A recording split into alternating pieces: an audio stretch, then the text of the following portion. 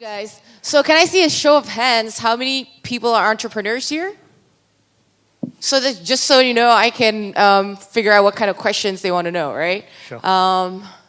Any from the sector? Professionals from the sector?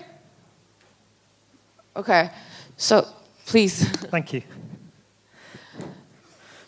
Thanks so much for having me here. And I would like to know. Let me come around there because I can just see lots of water rather than anybody. Sure. Yeah, I would like to know. I was a consumer of all these digital payments, and it started out as GoPay, and then out of the blue, boom, OVO just came about. Can you tell us a story on that? It didn't feel like boom. It really didn't. So a couple of years ago, in the summer of 2017, we're really setting up the business. And for you, the guys in Indonesia, then you probably know OVO was a loyalty company, and it was loyalty points in Matahari department store and different places. And so at the time, John Riardi was looking at this and saying, look, the payments ecosystem, it seems very closed. It doesn't seem to operate in a consumer-centric way. What do we do differently? So we talked at length, and we talked about the need for an open ecosystem and the way that money transactions and loyalty would work symbiotically. So really, we started in retail 2 years ago on September the 25th, and we started in just working out how we could create a loyalty system that drove benefit to the merchant and to the consumer, and then how we eradicated cash. So it was really a slow start. If you look from September 2017 to June 2018, it was a relatively slow start, actually. I remember our payment penetration in Matahari department store was at 1.2%, and we were celebrating being over 1%. And then in the summer, the following year in June, we did the deal with Grab, and we did two things. We kept the open ecosystem, but what we did next that really changed things was we looked at how we created payments as a service.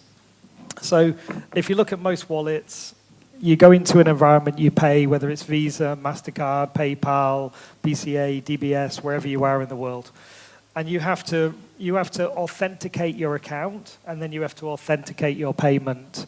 And what we did was really just turn everything into a service, so we could put OVO inside of Grab. So customers could pay in a store, they could pay for their Grab, they could pay for Grab food, they could top up, they could register. So we weren't bound by the device limitations, connectivity, etc. We suddenly, wherever Grab was, OVO was. And then later in 2018, we connected to Tokopedia, and I think from there, I really think the last year's been incredible. It's just been one hell of a ride, to be honest. Cool. So what do you think is your biggest challenge that you had so far? The biggest challenge is Indonesia. My biggest weakness is not being Indonesian. And I'm really open about that. So my secret to success is really having a great Indonesian team around me. That's the secret. But the challenges are huge. We're in a very fragmented landscape. E-money is very, very new. Financial literacy is very, very low. We've got a population of banked consumers that is heavily fought after. But really, in the middle economy space, we're still, e-money is 2.3 penetration. We are realistically where China was in 2008. The regulators are working hard to mature regulation.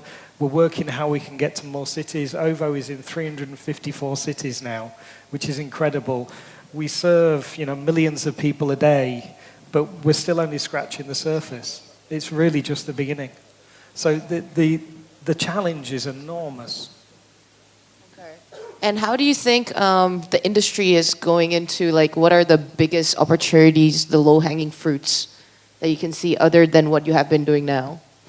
So I think, first of all, this is my first time in a startup in Asia. I've always been in large corporates. So I think the world is changing at the moment. We're going through a second dot-com era. So we had the dot-com correction. Everybody was investing in companies based on GMV, based on acquiring consumers.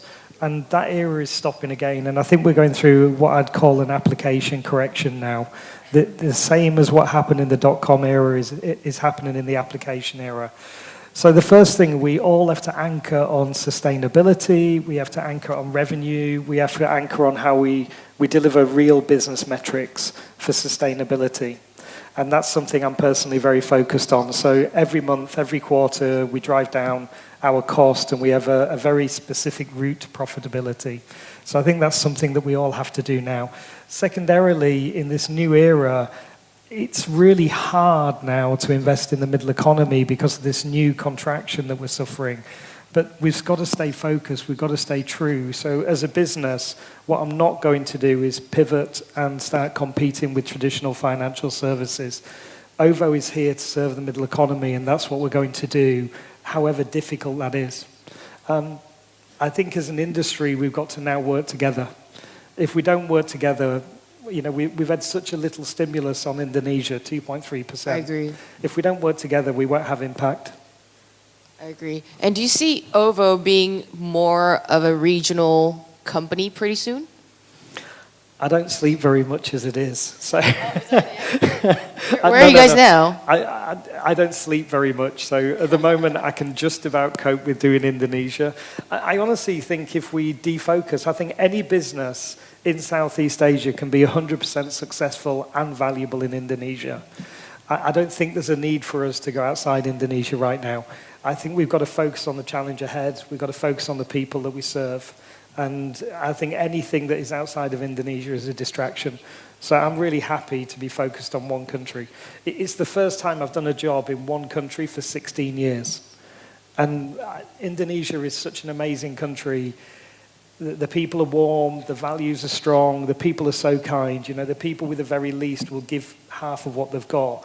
I really want to serve the people here. That's my ambition. Cool. And I have a question. You know, there's a lot of new digital payments popping up every now and then from the banks, you know, from other startups and whatnot. Why do you think OVO won? Like, what do you guys have that they don't have? I like the way that you say we've won. I'm not as confident as you. So. I've seen from banks they all died, right? I can't say that. So I think there is a lot of competition and we're serving different sectors. You know, you look in Europe or North America, cards are highly pervasive. If you've got a wallet with 10 million people on it in Europe, it's amazing. But here we're just scratching the surface. I think the reason wallets will win per se here is because there isn't that affinity from the consumer to the bank. There's a resistance somehow in consumerism here. And I think that's one reason. Second reason, it's a super young economy. And the people are mobile savvy, digital savvy, their adoption is incredible. You know, Indonesian people are more sensitive to ad blocking than American or European. Indonesians are super sensitive as well. So I think we've got this emerging, young, vibrant, entrepreneurial, driven, ambitious sector that's really coming through. You know, President Jokowi calls it the Mac economy, and I love that. That's really driving Indonesia forward. And I think the wallet is the way they'll do that. But in reality, if you look around the world, you know, Ant Financial needed Didi, needed an online marketplace e-commerce platform, and are only moving offline in the last 3 to 5 years. We've got the cornerstones to be successful, but I don't take it for granted. We have to work hard and serve our people. I read something early this morning, it said, humility isn't losing value in yourself, it's putting other people before you. And I think that's right. We've got to put these people in the middle economy who's got tough lives before ourselves. What do you consider as the biggest threat in the next upcoming 5 years in the industry? I think a lot of you showed your hands as entrepreneurs this morning. I think there's a huge threat on how we bring investment into Indonesia. I think we've really got to project Indonesia as an amazing place for investment. And, you know, my view is this is the center of fintech. Jakarta, Indonesia, globally is the new center of fintech. China's done. India's a long way to done. Fintech in Western Europe, North America, it doesn't matter in the same way. This is the new fighting force. This is the battleground. But we shouldn't fight each other. We've got to fight for Indonesia. So we've got to project Indonesia as a safe place to invest, high ROI, And we've all really got to push and believe and play in our role to get Indonesia to a top 5 economy. I think if we do that, then the country's really going to take off. 10 years ago, everybody talked about Brazil, Russia, India, China. Now everybody talks about Indonesia. We've all got a job to do for brand Indonesia to make sure everybody's projecting Indonesia in the right light. And I think if we do that, then our future is safe. I think if we all compete and we just focus on value creation rather than value add, I think we'll suffer with a lack of investment. Okay. Maybe some other people wants to ask some questions. Maybe you guys want to... Can we open it to the floor?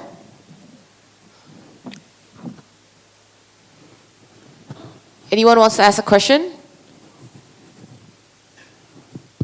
Yes. I like opening it to the floor because then that's what they're here for too, right? It makes me more nervous because I don't know what they're going to ask. Hi, Jason. This is Yudi from MNC. I wanted to ask about I like what you said about we need to start synergize instead of competing. I think that's really a good theme for the day. How do you see initiative like QRIS will help in terms of the development of this ecosystem? Because I think it's important for us. First of all, we need to safeguard against the foreign vested interest to come in and just to do a quick win and then leave Indonesia again. So how does a company like OVO to strategize around this, and how do you see the benefits in terms of bringing the ecosystem in QRIS as an example? So I think great questions. I think there's two, which is one is around foreign investment and return, and two is around standardization and regulatory programs. So I think, if you talk to Pakar, our president director, Kar will tell you I'm probably the most nationalistic non-Indonesian. I don't believe that when people were suffering with water and we had national disasters, I didn't see Western organizations providing relief. When our GDP is growing, why should we provide profit? And I'm really simple about this. So I said on stage in Hong Kong, if you just want to come to Indonesia to earn money and take it, we don't want you. And I think we've got to be clear with that. So organizations, we do need investment. That's reality. We will not do this on our own bank. So we've got to bring good investment in infrastructure, investment in education, investment in developing new processes and et cetera with the customer. So we need investment, but that has to be for longevity, not just for return. And I think there's a lot of organizations, I don't know what the percentage of Grab's investment is that flows into Indonesia, but it's huge. Tokopedia is huge. These are bringing billions of dollars of investment into Indonesia, and I think we need that. We have to have it as a stimulus. But I think we've got to be careful we're not bringing in the wrong kind of investment. Secondarily, on QRIS and programs, if we're China 2008 from a consumer perspective, I certainly don't see Bank of Indonesia like that. I think Bank of Indonesia, BEI, is really thinking forward, protecting the merchant, protecting the consumer. I think they're developing regulation maturity really quick. I'm really proud of our central bank, and I mean that wholeheartedly. They've just put us through a really tough audit, and we're better for it. So I actually think a lot of things like QRIS is really good for the merchant, and I think we should work together to drive it. So, you probably hear from me, I'm a bit grayer and a bit older than some people that are entrepreneurs. I think these more longer thinking, longer term objectives are good for Indonesia, and I certainly participate. Yes, feel free. That guy there.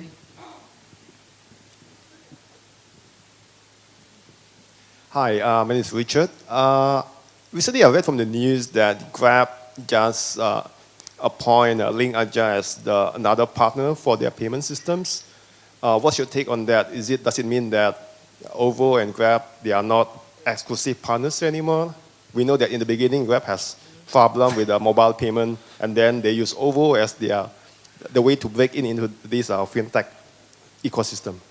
So first of all, if you want to know Grab's payment strategy, you should definitely ask them, because I don't know. We're not exclusive. I actually don't believe in exclusivity. There's been a lot written about the car parks in Indonesia, and I'm not exclusive there either. Exclusivity isn't good for business, and it's not good for consumers. I don't have any exclusive contracts. We work really hard with Tokopedia and Grab as a service provider, but we're not exclusive on either platform. And we're really clear about that. So we have to win hearts and minds, and we have to execute and disrupt to get share just like anybody else. And that's hard work. I'm actually very positive about Linkaja. I think we should work together more. I think it's great that the state-owned enterprises are thinking about payments and financial inclusion in the digital era. So I'm actually very positive about it. But if you think about how we win share, I'd bring back to the summer of 2017 when we first worked with the car parks in Indonesia. There was an estimated 40 to 50% of fraud.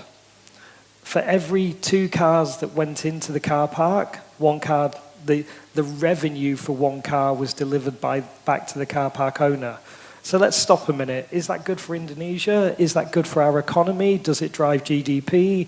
Does it have the right behavior for safe investment? The answer to all of that is no. So what we did is we executed OVO. We had 1 barrier, 1 payment, and the revenue in 1 car park in Jakarta grew by 45%. That's called adding value. You don't add value by exclusive contracts. You add value by working bloody hard. Great answer, by the way. I think there's lots that we're, maybe I know time's up, we've got flashing lights, so we have to go, but I think there's 2 things that I really want to anchor on for OVO. We're an open ecosystem. We, driving the middle economy, financial inclusion and merchants, there's millions of these people. We cannot solve it. So we work with, is Agung from Warung Pintar today? I thought he might be here. So I think Warung Pintar is a great organization. We partner with Agung and the team. We're really trying to help them. We're at the event with Grab Kiosk in early December. I think it's on the 6th. We're supporting Mitra Tokopedia. We need thousands of agents to touch these merchants. And I still believe that Indonesia is 95% offline. So unless we partner, we don't know how to do it. So if there's people here that think they can add value to OVO, honestly and humbly, we'd love to talk to you. We'd love to work out how we do it. This is just the beginning, 2.3%. That's all e-money is today. Lending has got about 5% penetration. Investment savings, 0.3% of people, or non-existent, as I like to think about it. The reality is we're just at the beginning. There's so much white space that we can all succeed. So the more we focus on serving the people and the less we compete with each other, I think the better Indonesia will be. I hope so anyway. I agree.